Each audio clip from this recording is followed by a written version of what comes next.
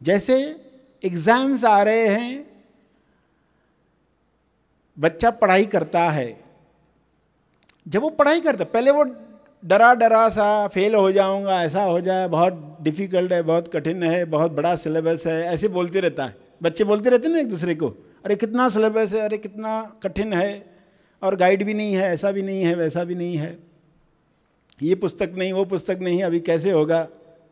फिर एक विद्यार्थी क्या करता है, कुछ घंटे बैठ जाता है उस सब्जेक्ट के साथ, लेकर बैठ जाता है, अभी बातें नहीं करनी है, अब वो पढ़ाई के लिए बैठ जाता है। और कुछ घंटे के बाद जब उठता है, उसके अंदर एक फीलिंग होती है, वो है उम्मीद की फीलिंग।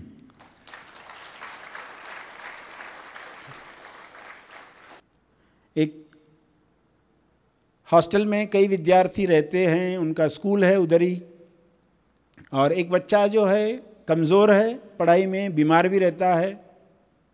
कई बार पढ़ाई की डिफ़िकल्टी की वजह से बच्चे बीमार होते, ज़्यादा एक्चुअली बीमार नहीं होते, मगर विषय डिफ़िकल्ट है इसलिए बीमार होते। तो उस स्कूल के जो काउंसलर थे, उनको चिट्ठी गई कि आप फलां फलां रूम में फलां फलां विद्यार्थी से मिलें।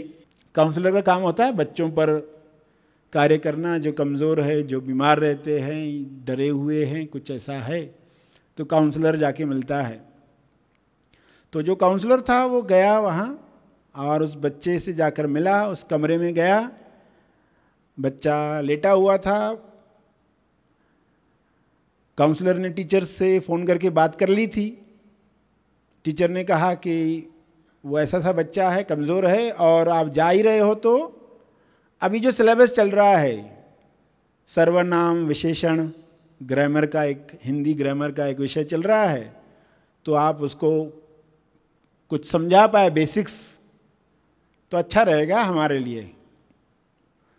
तो अब ये काउंसलर गया है, उसको सर्वनाम क्या है, विशेषण क्या है, 8 पार्ट्स ऑफ स्पीच क्या है, ग्रामर के रूल्स क्या है, ऐसा कुछ उसको बता रहा है।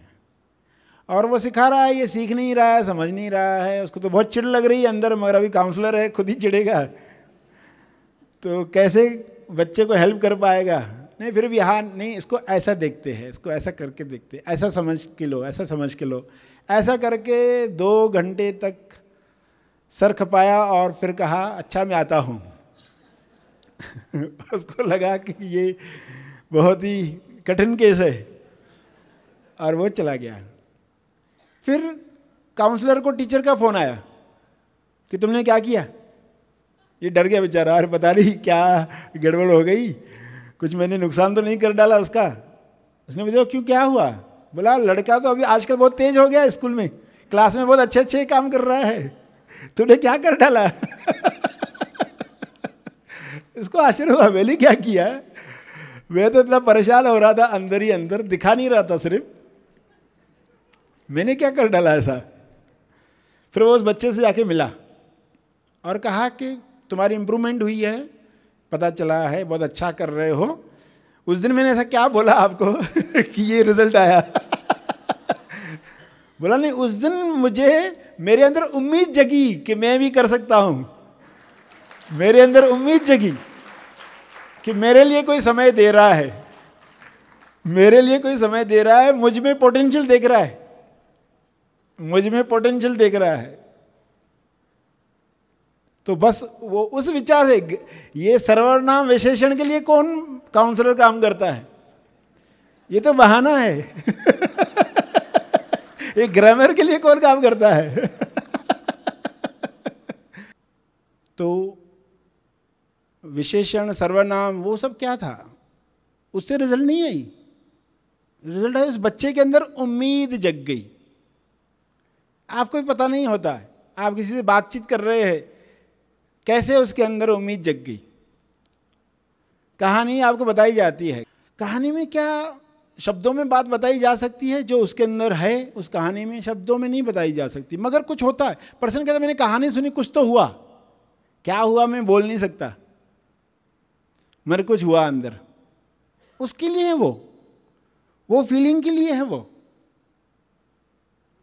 क्योंकि जो बातें बता ही नहीं जा सकती शब्दों में, कहानी को माध्यम बनाया जा सकता है। और जो कहानी के साथ अंदर गया, जो आप शब्द भी नहीं दे पाते कई बार, मगर वो काम करता है। तो उम्मीद कैसे जगती है, उसे कैसे बनाए रखना है, ये सीखना आपका काम है आज, और दूसरों के लिए निमित्त बनने का कार्य है। आप आनंदित हो तो आप चाहते ही हो कि ये सबके साथ हो। आपके अंदर उम्मीद जगी है तो आप फिर आगे आने वाली नाउम्मीदी में तैयार हो। आप पहले से ही तैयार हो। ये ट्रेनिंग का पार्ट होता है। जब फौज में भर्ती किया जाता है ना, एक ट्रेनिंग दी जाती है कि ऐसे जब हमला होता है तो कैसे संभालना होता है, ऐसे जलजला आता है तो कैसे संभाला जाता है, ऐसे जब आग लग जाती है तो उसको ऐसे संभाला जाता है। तो ट्रेनिंग में जो लोग तैयार होते हैं वो बोलते ठीक है अभी ऐसा हुआ है, चलो शुरू हो जाओ। कमांडोज कैसे तैयार होते हैं, ट्रेनिंग से गुजरे होते हैं, इसलिए वो ये कर पाते हैं। तो आप ये सुनकर तैयार हो रहे हो। अपने लिए तो लाभ है ही, तेज लाभ है ही, औरों के लिए भी है, सभी के मंगल के लिए ही है।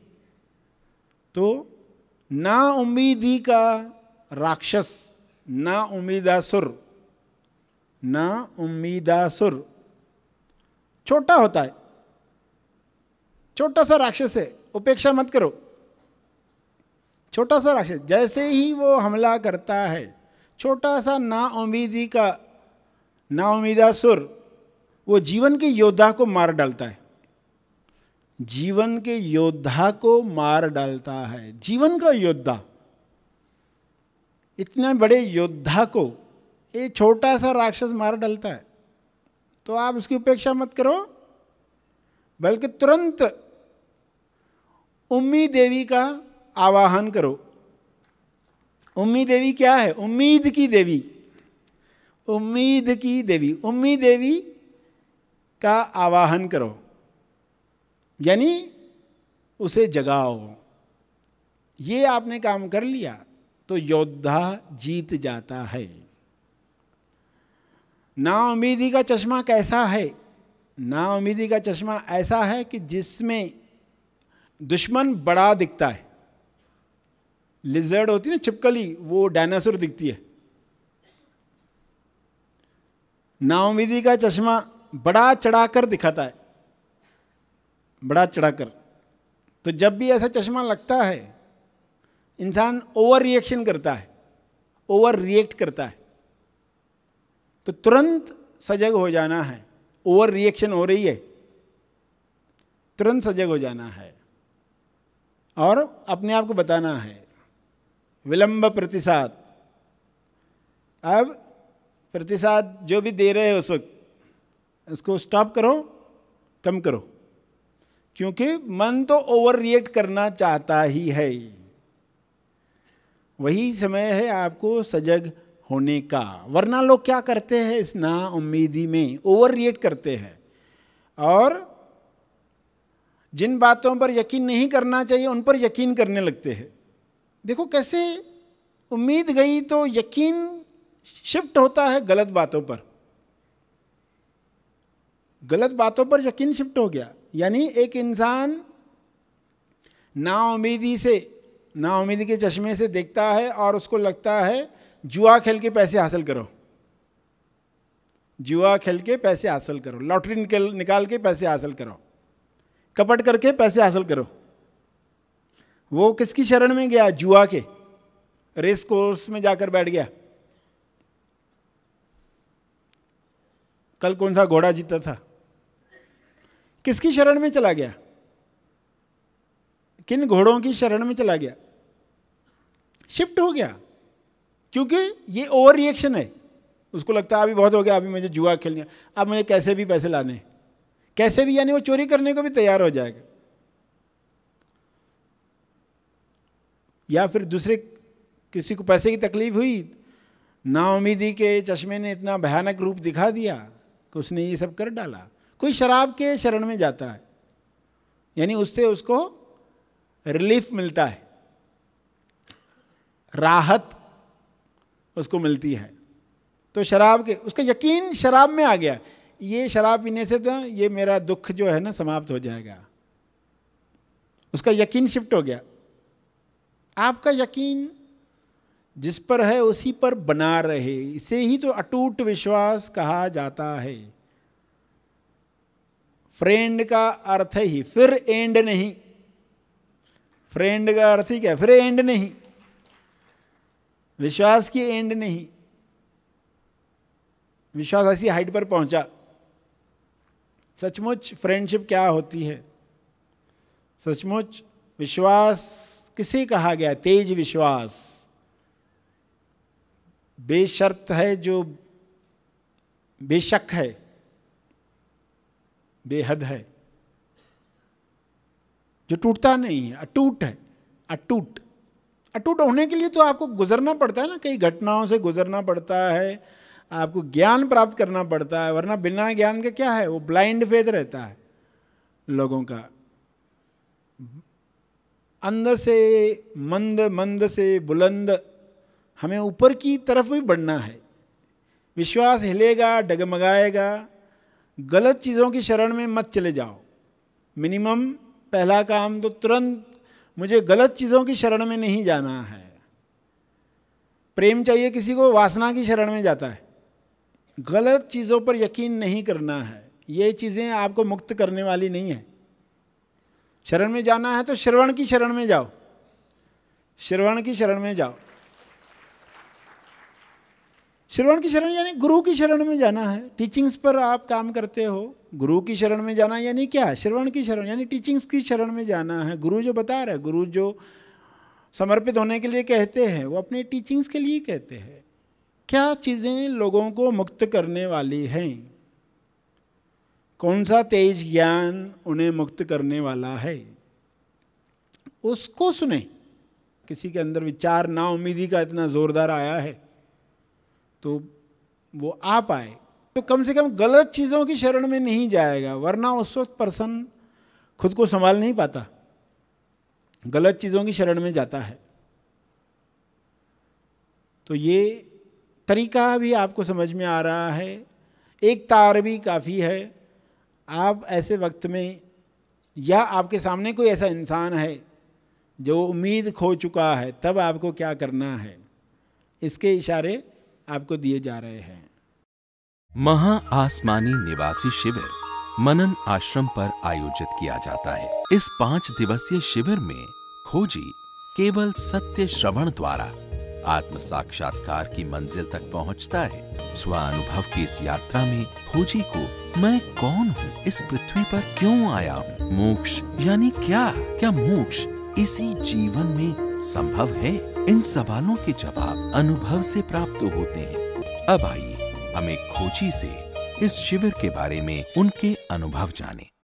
मैंने काफ़ी गुरु नहीं कहूँगा, मैं काफ़ी लोगों से मैंने जानने की कोशिश की, क्योंकि मैं मिस्ट्री फील्ड से बिलोंग करता हूँ। तो बॉडी को ब्रेन कंट्रोल करता है, ब्रेन को माइंड कंट्रोल करता है। तो मुझे काफ़ी रिजल्ट्स यहाँ देखने मिले, और सब में बड़ी बात, मेरे जो एक बंदर जैसे पकड़ते हैं, वो बंदर को पकड़ने के लिए एक पिंजरा पर रखते हैं, और पिंजरे में सिर्फ उसका पंजा जाएगा इतना ही हाथ रखते हैं, और अंदर मूंगफली रखता है। वो बंदर अंदर हाथ डालता है और मुट्ठी बना लेता है और छोड़ने की कोशिश करता है, छूटता ही नहीं, वो पकड़ा जाता है। उसको पता ही नहीं होता कि अगर मैं मूंगफली छोड़ दूँ तो निकल जाऊँगा। तो वैसे मूंगफली मैंने बहुत पकड़ी हुई थी। जो मैंने ये पूरा आपका शिविर जो किया, तो वो शिविर करने के बाद वो मुझे मेरी मूंगफली क्या है वो समझ में आ गई कि ये सारी मूंगफलियां मैंने पकड़ के रखी थी कि जिस वजह से मैं नहीं छूट रहा था। कर्मात्मा कर्म सिद्धांत में से तो मैं पूरा हिल गया कि वो क्या बुक्स लिखी है आपने, वो पढ़ने के बाद डेयरिंग ही नहीं होता किसी से झूठ बोलूं या कुछ गलत कुछ करूं। काफ़ी इंफॉर्मेशन, काफ़ी नॉलेज मुझे मिला। शुक्रिया, थैंक यू।